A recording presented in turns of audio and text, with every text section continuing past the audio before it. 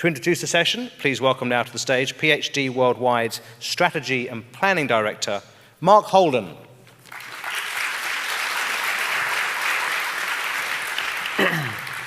Thank you very much for being here today. It's great to have you all here. I'm hoping you can repel the rosé for another hour and keep yourself sober for this session, because you may need to be sober for what you're about to hear. Before we start, I'd like to just put a thought in your mind, and that is that any technology that's ever been successful, whether it's the computer, whether it's the airplane, has in some way been able to unshackle us or release us from, in a sense, constraints. They could be three-dimensional, time-based, informational constraints, and allowed us to expand outwards, to move one step further to almost like a sense of an abundance of information, experience, and connection. It's almost like that's the natural condition of the human mind or human consciousness, to be unbounded and to have access to everything whenever you want it. Now, the technology or the technological development that has enabled that is increasing in speed. And as it increases in speed, you can start to discern the path that it takes. And the slightly unnerving thing is when you do that and you look at the path, you see one striking thing. It's heading directly at us, seeking to close the gap between it and us, with its goal now becoming actually quite apparent, and that is to merge with us. Now, the merge will take many forms.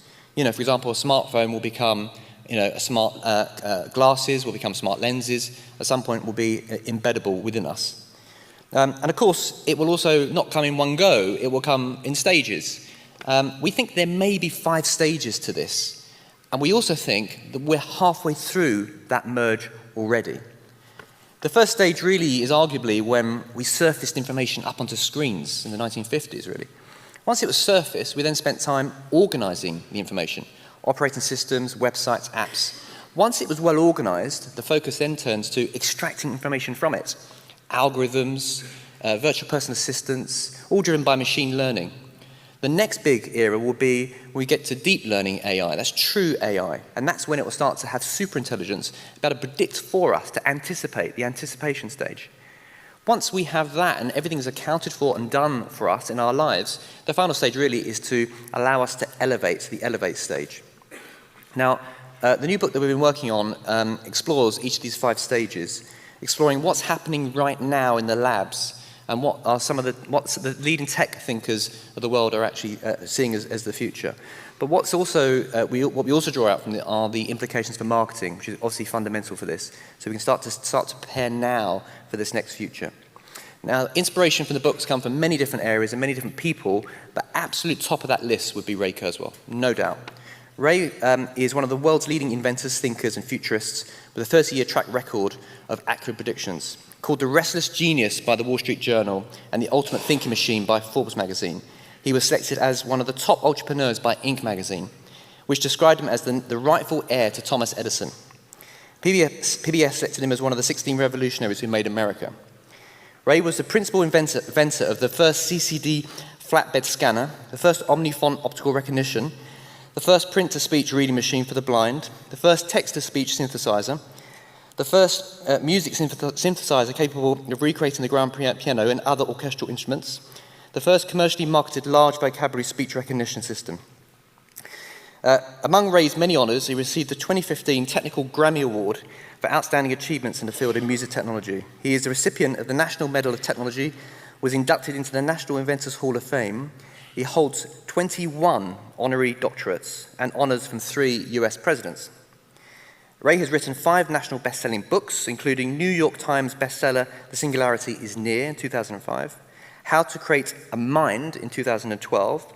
He's the co-founder and chancellor of the Singularity University and a director of engineering at Google, heading up a team developing machine intelligence and natural language understanding. It's amazing that he has time to be here with us today. It's a huge privilege for Ray to be here to explore really what will happen at the latter stages of the merge, the stages 4 and 5. So please, if you will, join me in warmly welcoming Ray to the stage to explore this closing gap between technology and us. Thank you very much.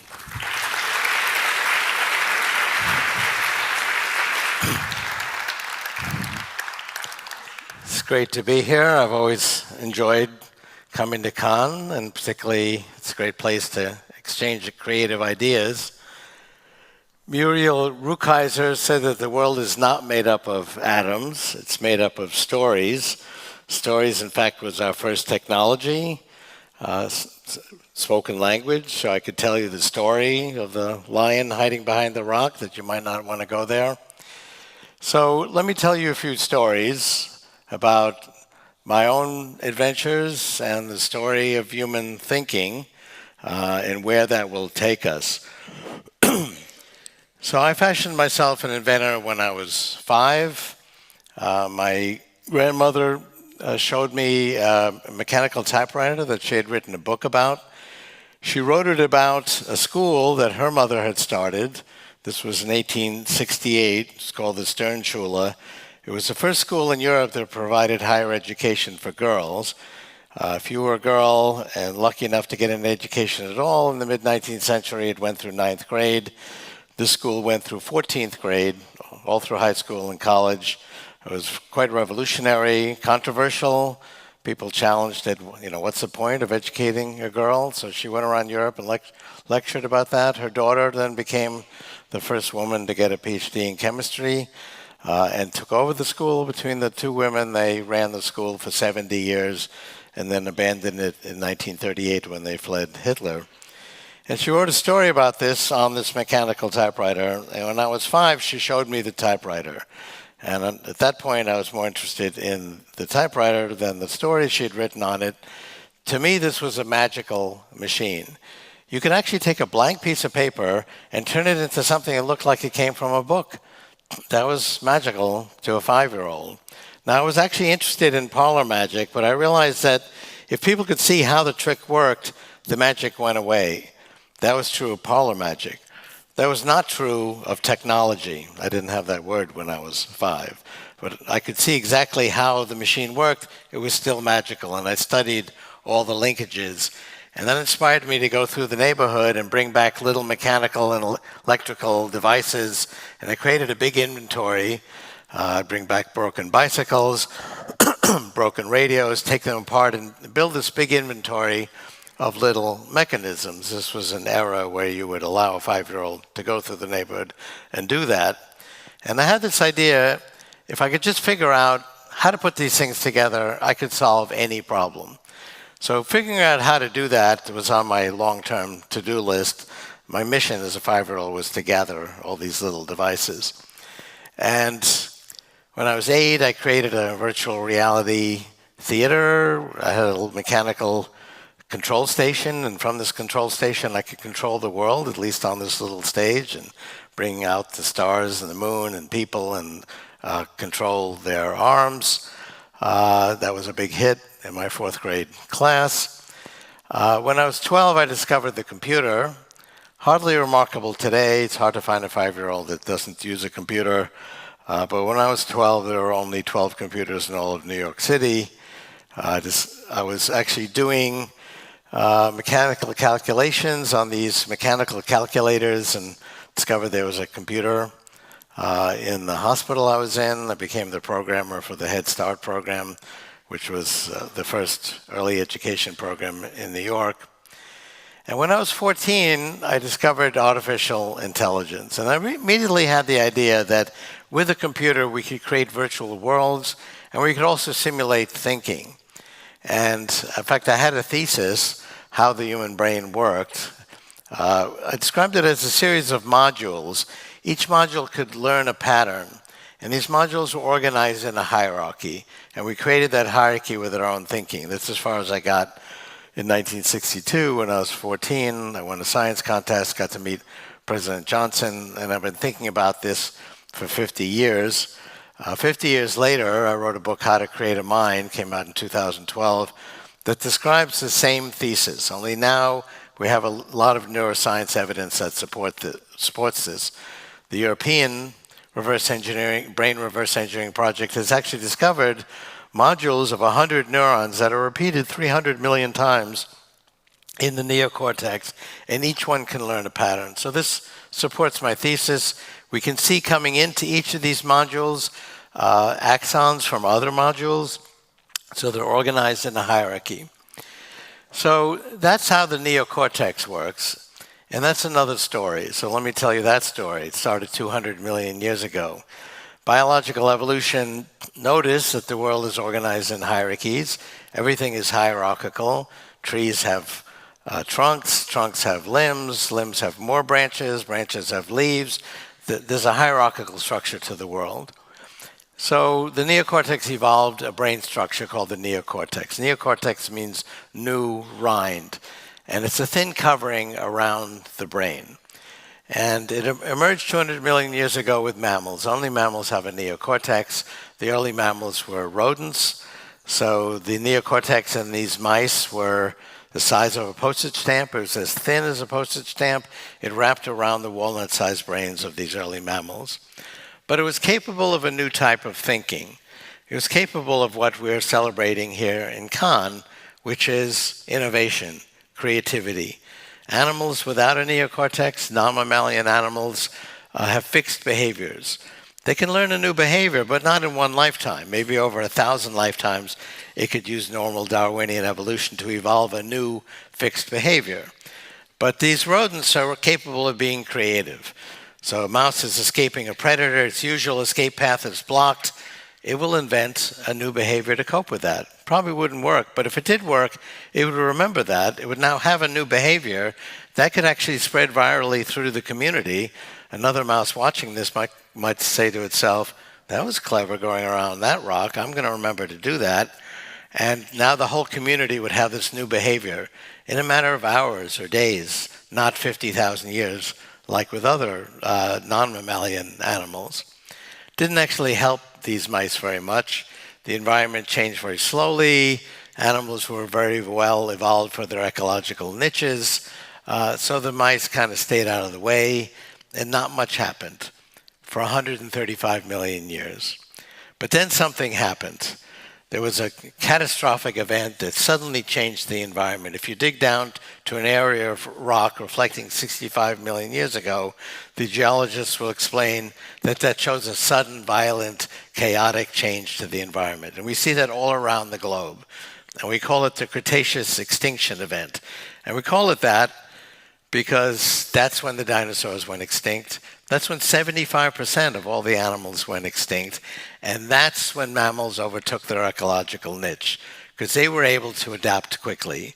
Animals without a neocortex that were not able to invent new behaviors basically died off. So biological evolution, to anthropomorphize, said to itself, this neocortex is pretty good stuff, and it began to grow it. And now mammals got bigger, their brains got bigger at an even faster pace, taking up a larger fraction of their bodies. And the neocortex took up a bigger fraction of the brain, developing these curvatures that are distinctive of a primate brain, basically to increase its surface area. And so primates then became the dominant species. Something else happened then 2 million years ago. If you remember, 2 million years ago, we were walking around, we didn't have these big foreheads. If you look at other primates, they have a slanted brow. We developed the frontal cortex. And up until recently, it was thought that must be different because it does such qualitatively different things, like language and art and music. We recently discovered, and this actually was my thesis 50 years ago when I was a teenager, it's just an additional quantity of neocortex. So what did we do with that additional quantity? We were already doing a very good job of being primates. So we put it at the top of the hierarchy. And as you go up the hierarchy, things get more interesting, more intelligent. So at the very bottom of the hierarchy, I can tell that that's a straight line.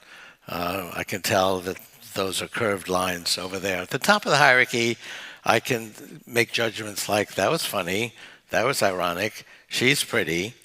And so we were already very well evolved for our ecological niche. We put it at the top of the hierarchy, and that was the enabling factor for us to invent language and art and music. Every human species we've ever discovered, every culture has music. No other animal has music. No other animal really has humor. Language was the key invention. Stories, as I mentioned earlier, we're enabled by this additional neocortex. And we're going to do it again, and I'll come back to that in a moment. But there'll be a difference the next time we do that. When we got that additional neocortex 2 million years ago, that was a one-shot deal. If our brains continued to get any bigger, birth would have been impossible. So it was a one-shot deal, but it was just enough to put us over that threshold to create language and art and music and so on. The next time we do it, it won't be a one-shot deal. So let me give you some more background. I'll go through this quickly because I want to get to some of the implications. So these are some of the implications. Any questions on any of this? I'll go through it a little more slowly. Technology is getting smaller. That's another exponential trend. This actually brings up another story. And I told you I fashioned myself an inventor when I was 5. In 1981, I realized that the key to being successful as an inventor was timing. The inventors whose names you recognize, like Thomas Edison or my new boss, actually my first boss, Larry Page, were in the right place with the right idea at the right time. And timing is critical for everything from advertising your brand to romance. You got to be in the right place at the right time. And so I started to study technology trends. And I started with the common wisdom, which is still the wisdom of many people today, that you cannot predict the future. And it turns out there are some things that are not predictable. But I made a very startling discovery. There's one thing about the future that's remarkably predictable. And it's this. I call it the law of accelerating returns. The price, performance, and capacity of information technology, basically its power, grows exponentially. It doubles every period of time, roughly every year. And that's very different than our intuition. If you wonder why do we have a brain, it is to predict the future. But the kind of phenomena we dealt with 10,000 years ago when our brains were evolving were linear ones. I'd be tracking that animal in the field and thinking to myself, oh, it's going that way. I'm coming up the path this way. We're going to meet at that rock. I don't think that's a good idea. I'm going to take a different path. That became good for survival. That became hardwired in our brains. We didn't expect that animal to speed up as it went along. We made a linear prediction about where it would be, and that worked very well. The primary difference between myself and my critics, although many of them are coming around, is that they're using their linear intuition, which comes to a very different conclusion. If you take 30 steps linearly, that's our intuition, you get to 30. Take 30 steps exponentially, that's the reality, not of everything, but of every information technology, you get to 1 billion. 40 steps, you get to 1 trillion. And that's not an idle speculation about the future. Your smartphone is actually billions of times more powerful per dollar or per euro than the computer I used when I went to MIT. I went to MIT in the 60s because it was so advanced that it actually had a computer, and it took up a floor of a building. Your smartphone is 1 million times cheaper. It's 1,000 times more powerful. That's a billion-fold increase in price performance. It's 100,000 times smaller. We'll do that again in the next 25 years. Gives you some idea of what will be feasible. So here's that first graph I had in 1981. This is the price performance of computing, calculations per second per constant dollar. It's a logarithmic scale. As you go up the y-axis, we're not adding to what we're measuring. We're adding zeros, orders of magnitude. So every labeled level here is 100,000 times greater than the level below it. This is the course of computing through back to the 1890 American census, the first to be automated. And people look at this and go, oh, Moore's Law. But Moore's Law is only the part on the right. Moore's Law was the fifth paradigm, not the first, to bring exponential growth to computing. This exponential phenomenon started decades before Gordon Moore was born. We've gone from electromechanical calculators to relays to vacuum tubes to transistors, finally to chips. There's been regular predictions that Moore's Law is going to come to an end. I've been saying consistently, Moore's Law, that paradigm, will come to an end by 2020, but the sixth paradigm will then take over, which is self-organizing three-dimensional molecular circuits, which have already started. So this little modest curve represents trillions-fold increase in the amount of computation you get for the same cost over the last century, several billion-fold just since I was an undergraduate. But really the most interesting thing about this is, where is World War I or World War II or the Great Depression? People say, well, it must have slowed down during the recent recession. This group realizes that's not the case. It has a mind of its own, goes through thick and thin, through war and peace. And so I actually had this through 1981. This graph goes through 2010. We recently updated to 2015. It's remarkable how smooth and predictable this phenomena is. I had it through 1980 and 81. I projected it out to 2050. We're now 36 years later, and it's exactly where it should be. And it's not just computation. It's every form of information technology. Well, you could buy one transistor for $1 in 1968. You can buy 10 billion for $1 today. They're better because they're smaller, so the electrons have less distance to travel, so they're faster. The cost of a transistor cycle comes down by half every year. That's a 50% deflation rate in all of electronics and all of information technology. That's why you can buy an iPhone or an Android phone that's twice as good as the one 2 years ago for half the price. That's a fourfold increase in price performance. That's a 50% deflation rate. The economists actually worry about deflation. We had massive deflation during the worldwide depression of the 1930s. Different reason, there was collapse of consumer confidence. But the concern is if I can get the same stuff, computation, communication, genetic sequencing, physical stuff, because I'll talk about 3D printing in a moment, for half the price, I'll buy more. But am I going to actually double my consumption each year, year after year, to keep up with this 50% deflation rate? And if I don't, let's say I increase my consumption 50%, that's a lot, then the size of the economy, not as measured in bits, bytes, and base pairs, but as measured in constant dollars or euros, will shrink. For a variety of good reasons, that would be a bad thing. That's actually not what happens. This is the consumption of memory. I've got 50 different consumption charts like this. We actually increase our consumption of all these forms of information technology 18% per year on average for the last 50 years in every form of information technology, despite the fact you can get twice as much of it for the same cost each year. And the reason for that is innovation, creativity, what we're celebrating here at this conference and festival. We invent new capabilities.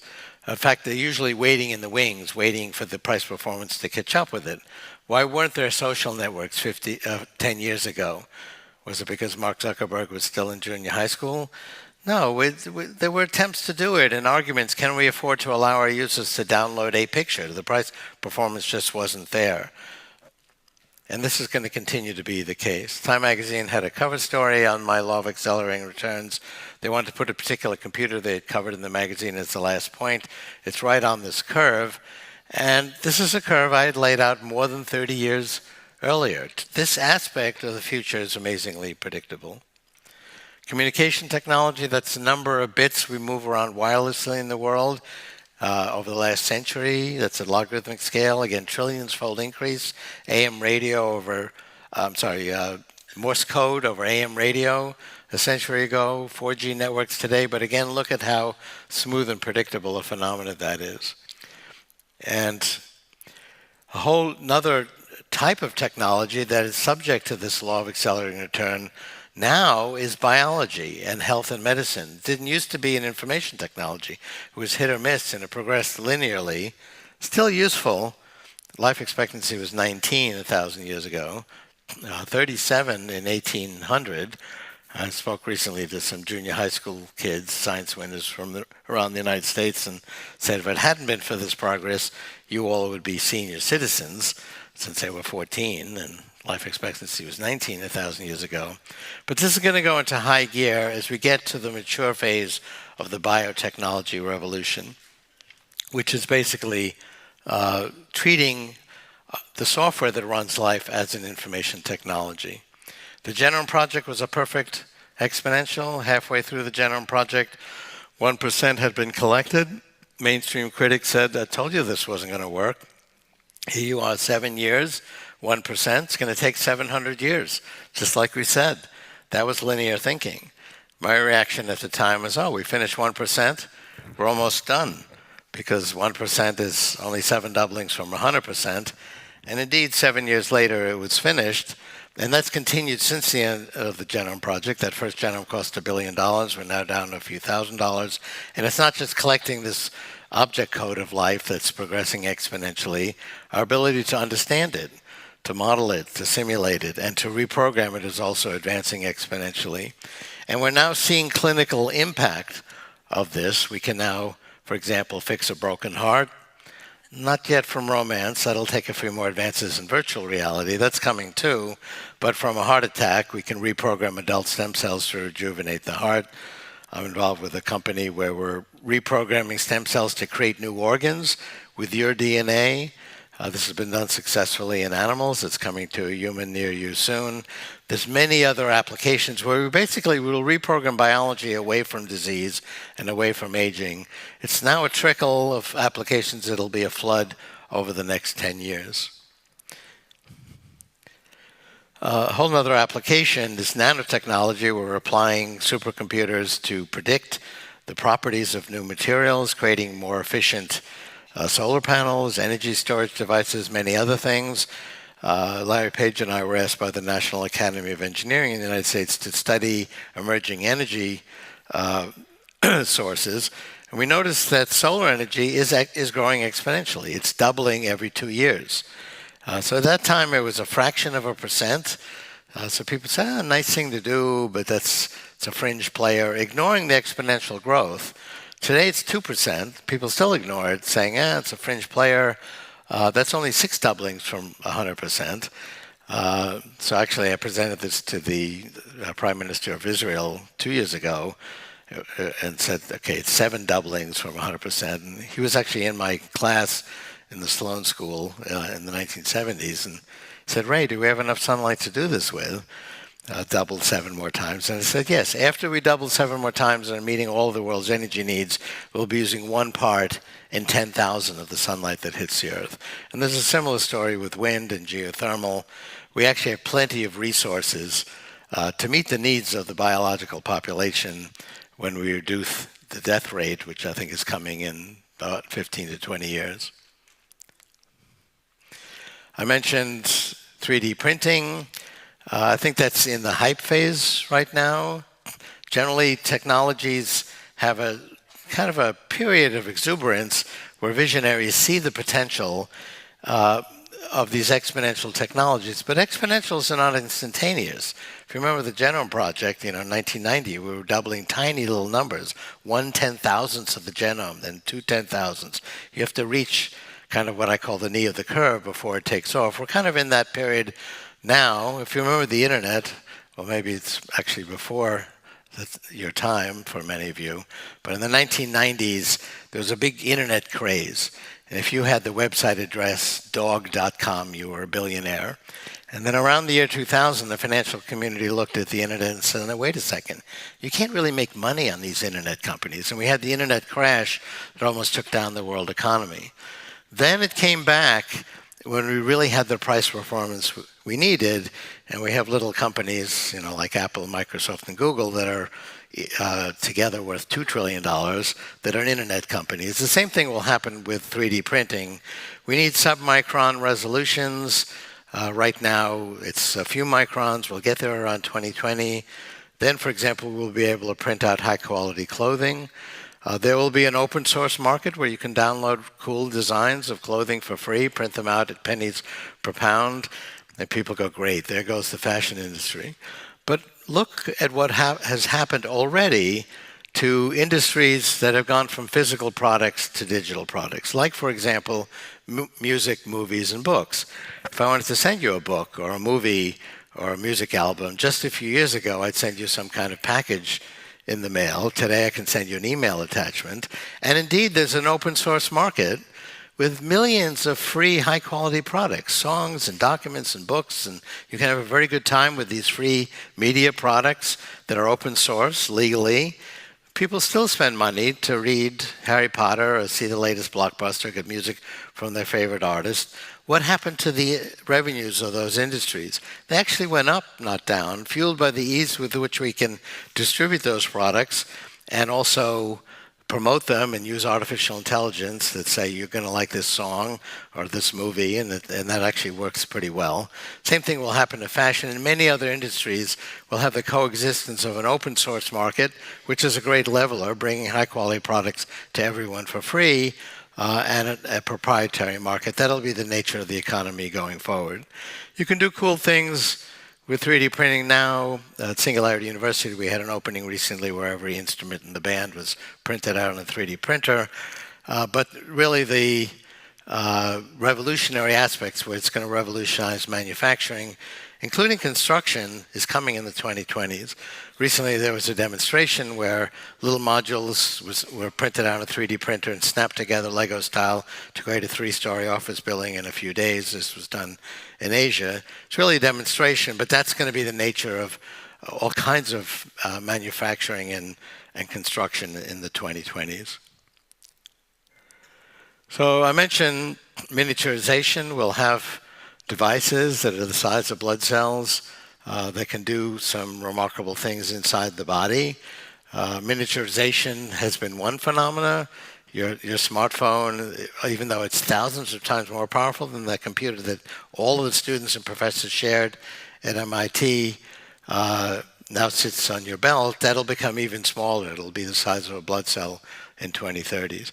Now, we already have devices the size of blood cells that are intelligent and they can keep you healthy because they are blood cells. They're your T cells, and they evolved thousands of years ago, and they are capable of keeping you healthy, but it evolved in an era where it was not in the interests of the species for us to live very long. Once you were 25, you had raised your kids, or 12, and they're ready to start their own family. And from evolution's point of view, you're just using up the very limited food and resources of the tribe. So it really had an interest in your not living much longer. And as I mentioned, life expectancy was 19 1,000 years ago. So we will develop a robotic extension to the immune system, devices just like your T cells, but they're little robots that will basically go after the diseases that your immune system doesn't go after. Like, for example, cancer, and which generally gets us later on in life. Your immune system thinks, oh, that's me, and doesn't go after it.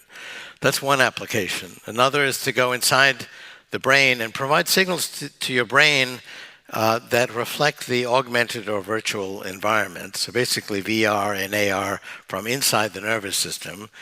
VR and AR are also kind of in the hype phase. They're about to take off. There's been some false starts. If you use the latest devices, they're pretty remarkable, but there's a few issues that need to be dealt with. I think that's going to take off, a couple of years from now with devices outside the body, but they'll go inside the nervous system by the 2030s. The most interesting application is to go inside the neocortex and connect your neocortex to the cloud. So I mentioned the neocortex is organized in a hierarchy. I'll show you a brief example of that. Our information about the brain is improving exponentially. And here's a very simple example. So I may have hundreds of modules out of the 300 million that we have in the neocortex that recognize a crossbar to a capital A. That goes up to the next level that might say capital A. The next level might say the word apple. Information flows up and down. If the Apple recognizer has seen every part of its pattern except one, it has seen A, P, P, L, but not an E, it'll think to itself, I think an E is probably coming. It sends a signal down to all the E recognizers saying, be on the outlook for an E. It's very likely we're going to see one because I've seen every other part of this pattern. The E recognizers lower their recognition threshold, so they see some sloppy thing. Could be an E. Ordinarily, you wouldn't think it's good enough, but we're expecting an E. So yeah, it's good enough. It says, yes, we've seen E. Apple says, yes, we've seen Apple. Information flows up and down the hierarchy in this way. As I mentioned, things get more interesting as you go up the hierarchy. Maybe 5 levels above that, there'll be a module that sees a certain fabric, smells a certain perfume, hears a certain voice quality, and fires, my wife has entered the room. Go up another few dozen levels, and you'll have modules that fire, that was funny, that was ironic, she's pretty. The 16-year-old girl was having brain surgery and talking to the surgeons. This is a true story. You can do that because there's no pain receptors in the brain. They wanted to get her reaction to different things. And whenever they stimulated these points shown in red, she would start to laugh.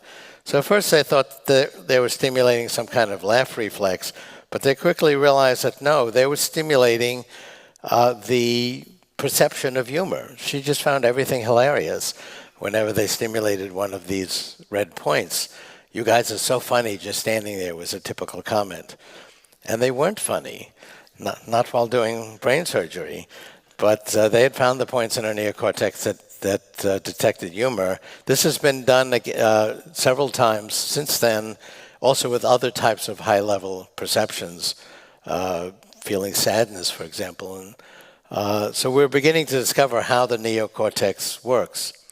So what we're going to do, and we're actually now developing simulated forms of the neocortex. That's what I work on, applying it to language. A good example of this happened 6 years ago. The IBM computer Watson won the American quiz game Jeopardy! Jeopardy! Basically, you're given an answer, and you have to come up with a question. And it's actually a language game that involves all of human knowledge. So Watson got this query correct: a long, tiresome speech delivered by a frothy pie topping. It was in the rhyme category. And Watson quickly said, "What is a meringue harangue?" Which is pretty good. The best players in the world didn't get that. As you can see, Watson got a better score than the two humans combined. And these were the best players in the world. And we've now gone on to do many other things, like play a game of Go, which is considered a very difficult game, better than any human. Computers are now driving cars. 5, 6 years ago, an accusation against the field is you guys can't even tell the difference between a dog and a cat. We needed deeper neural nets to do that. That was actually a math problem that was solved. Now we can go to 100-layer neural nets, and we can tell the difference between a dog and a cat, and thousands of other categories, and actually do it better than humans. There's still a weakness in the field of AI, in that there's a motto in the field that life begins at 1 billion examples. And we have 1 billion examples of some things, like pictures of dogs and cats. We don't have billions of examples of a lot of other things, like what language means. How would you describe that anyway? With more language, which we can't understand in the first place? So we need to bootstrap that. I have a different thesis than is being used in the deep learning field, which is this hierarchy of modules, which I believe is how the human neocortex learns. And humans can learn from less than 1 billion examples. Your significant other or your boss can tell you something once or twice, and you might actually learn from that. Some human beings can do that.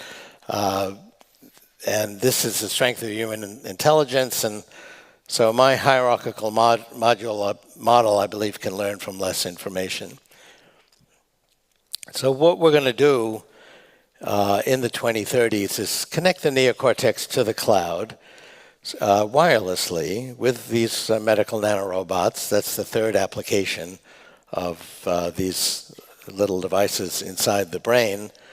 And just like your smartphone, even though it's billions of times more powerful per dollar than the computer I used when I was an undergraduate, it can make itself more intelligent 1 million-fold again by connecting to 1 million computers in the cloud. So a girl in Africa with her $50 smartphone can access all of human knowledge because her smartphone is connected wirelessly to the cloud. We can't do that directly from our brains yet. We do it indirectly through these devices. The devices are getting closer to us. They ultimately will be inside our bodies and brains. And the purpose of this will not just be to access information services like search and translation and encyclopedias wirelessly, but to actually extend the range and depth of our neocortex. We will connect the top layer of our neocortex to synthetic neocortex in the cloud. And so just the way your smartphone makes itself smarter wirelessly by connecting to the cloud, we'll do that directly from our brains. So it'll be just like 2 million years ago when we got these big foreheads and got additional neocortex and put it at the top of the hierarchy, and that was the enabling factor for language and art and music and poetry and humor. We'll do it again. And so what will we be able to create? Well, we'll be able to create more profound expressions that we can't even understand today. Imagine trying to explain music or humor to a primate that really doesn't get those things and doesn't have enough neocortex to really understand it. We'll create more profound expressions. We'll have music that's more profound. We'll be funnier. we'll be sexier, we'll be better at expressing loving sentiments. Generally, what happens at the top of the neocortex are the attributes of humanity that we value. And so I believe actually the world has become a better place as a result. Let's look at historically what's happened, because that's really not the perception. As I go around the world, people think things are getting worse. There was a poll taken of 24,000 people in 26 countries. They were asked with regard to poverty, is poverty getting better or worse over the last 20 years worldwide? 90% said it's getting worse, which is incorrect. Only 1% correctly said that it's fallen by 50% or more. The perception is things are getting worse or actually getting better. I like to say this is the most peaceful time in human history. And people say, what, are you kidding? Don't you pay attention to the news? Didn't you hear about the incident yesterday and the day before that and last week? Well, our information about what's wrong with the world, including violence, is getting exponentially better. It's actually a good thing, even though it's painful, but it leads to a wrong perception. People's algorithm for figuring out whether the world is getting better or worse is how often do they hear good news versus bad news? Well, we have an evolutionary preference for bad news because it was actually good for survival. 10,000 years ago, you're walking through the forest. It was very important for you to pay attention to bad news, like that little rustling in the leaves. That could be a predator. It was very important that you pay attention to that. The fact that your crops might be 1% better than last year, that wasn't so important to pay attention to. So for a variety of reasons, we have a preference for bad news. But your chance of being killed today, this is documented in Steven Pinker's book, The Better Angels of Our Nature, it's hundreds of times less than it was a few centuries ago. Every aspect of life is getting better. Life expectancy, I mentioned, has doubled in the last 200 years. So let's take a very one-minute tour through the last 2 centuries. The x-axis here is wealth, income per person in today's dollars. So there were wealthy countries. These are all countries. The big red circle is China. Some countries were wealthy, some were not, but nobody was very wealthy. Average income per person was in hundreds of dollars in today's dollars. The y-axis is longevity. Nobody lived very long. It was in the 20s and 30s. Worldwide average was 37. So what happened? Well, this was the beginning of the Industrial Revolution. A few countries were experimenting with automation, but not that much happened for most of the world until we got to the 20th century. And then there's a wind that carries all of these countries towards the upper right-hand corner of the graph. And the have-not divide does not go away, but the countries that are worst off at the end of this process are far better off, both in terms of wealth and longevity and health, than the best countries at the beginning of this process. And I shouldn't say end of the process because the process is hardly ending. In fact, it's speeding up. This is going to go into high gear as we go through this first half of the 21st century. By the 2030s, we'll have the ability to create physical resources that will provide a very, very high level of standard of living for everybody in the world. We'll have 3D printers that can print out the physical things you need, including modules to print out a house. We'll have vertical agriculture. That's another revolution, basically food production created vertically rather than using up the horizontal land that now uses 40% of the usable land in the world, controlled by artificial intelligence, be able to create very high-quality food at very low cost without chemicals, hydroponic plants for fruits and vegetables, in vitro cloning of muscle tissue for meat. The American Animal Rights Organization, PETA, is not against people eating meat so long as it doesn't come from animals. But we'll be able to provide the physical things we need. I had a onstage dialogue recently with Christine Lagarde, head of the International Monetary Fund, at their annual meeting. And she said, yes, there's remarkable things with all this digital technology, but you can't eat information technology. You can't wear it. You can't live in it. And so my response was, all of that's going to change. 3D printers will print out clothing.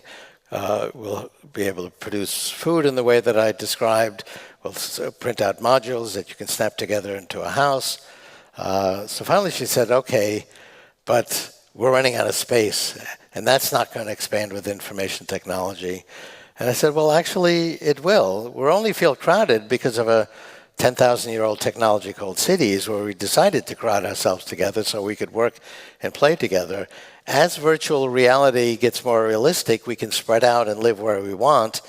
My work group is all over the world. Virtual reality is not as realistic yet as real reality. It will be. And as it gets more realistic, we can live everywhere. Try taking a train trip anywhere in Europe or the United States or Asia or anywhere in the world. 98% of the land is not used. So we can spread out and actually use that land. So employment is a significant issue that people worry about. People say, well, all these jobs could be done by a machine. That's not the first time that's happened. We've eliminated all human employment several times over in the course of human history. How many jobs circa 1900 exist today? Almost none. And what we've done is gone up Maslow's hierarchy. So if I were a prescient futurist in 1900, I would look out and say, okay, well, 38% of you, this would be in Europe and the United States, work on farms, 25% in factories. That's 2/3 of the population. But I predict by 2015, and this is what happened, it'll be 2% on farms and 9% on factories. And everybody would go, oh my God, we're going to be out of work.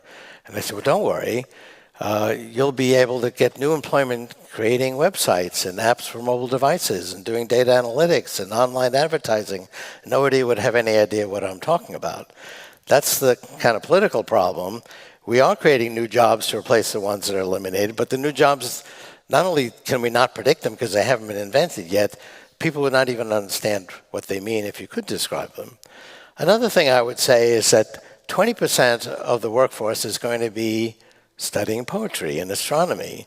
At the end of the 19th century, in the United States, we had 58,000 college students. We have 20 million today in the United States, similar in Europe and Asia. 10 million people support them as faculty and staff. That's 30 million people in the United States. That's 10% of the population. That's 20% of the workforce studying poetry and astronomy, considered useful things to do. So we're moving up what's called Maslow's hierarchy. In 1900, you were happy if you had a back-breaking job that could put food on your family's table. Not everybody loves their job today, but increasingly people get some measure of identification, their identity, their gratification from their work. 65% of the jobs in Europe and the United States are information jobs where we're creating new forms of knowledge that didn't even exist before. So we're going to continue moving in that direction. I'm considered an optimist, but I've actually written more extensively than anyone else on the downsides. Technology is a double-edged sword. Fire kept us warm, cooked our food, but also burned down our houses and villages. And so technology has both helped us and hurt us, but I believe it's helped us more than it's hurt us. That's not a widely held perception, but try reading writers like Thomas Hobbes or Charles Dickens as to what life was like. It was very, very harsh. Thomas Hobbes described it as short, brutish, disaster-prone, disease-filled, poverty-filled, just a couple centuries ago. We've come a long way. There's still a lot of suffering to go, but I think we have a moral imperative to continue these technologies, to reap the promise while we control the peril. Take biotechnology. There was a conference 40 years ago called the Asilomar Conference. These visionaries saw both the promise and the peril, and they created the Asilomar guidelines to keep biotechnology safe. And these have been updated every few years. So how has that gone? Well, I mentioned we're starting to get profound benefit from biotechnology. It's a trickle today. It'll be a flood over the next decade. And the number of people who have been hurt by biotechnology, either from accidental problems or intentional abuse so far, has been zero. Now, that doesn't mean we can cross off our list, okay, we took care of that one, because technology keeps getting more sophisticated. We have to make the ethical standards more sophisticated. But it's a good model for how to deal with these issues. And I think we actually have a moral imperative to continue progress so that we can continue to alleviate the suffering of the world while we contain the peril. But I am optimistic we'll make it through.